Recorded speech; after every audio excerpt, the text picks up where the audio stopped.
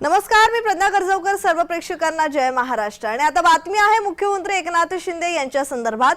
मुख्यमंत्री एकनाथ शिंदे यांच्याकडून न्हावा सागरी सेतूची पाहणी करण्यात आली आहे. निवडणुका डोळ्यासमोर ठेवून कोणतीही कामं करत नाही असं म्हणत मुख्यमंत्री एकनाथ शिंदे यांनी विरोधकांना टोला लगावलाय. न्हावा सागरी सेतूचं 12 जानेवारीला उद्घाटन होणार आहे.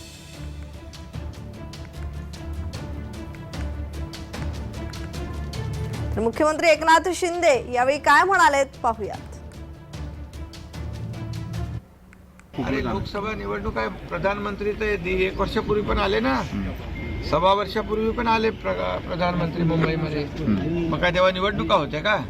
आता विरोधी पक्षाला काय कामधंदा आहे का? काहीच नाहीये. विरोधामध्ये बोलायचं, आरोप करायचं. त्यांच्या आरोपांकडे आम्ही लक्ष देत नाही. आम्ही आमचं काम सुरू आहे. याला आता जो पर्यायी रस्ता आहे जवळपास 1.5 ते 2 तास अंतर कापायला लागतं. यामुळे 15 मिनिटांमध्ये शिवडीचा माणूस थेट रायगडमध्ये जाईल आणि तिथून मुंबई पुणे एक्सप्रेसला कनेक्ट होईल.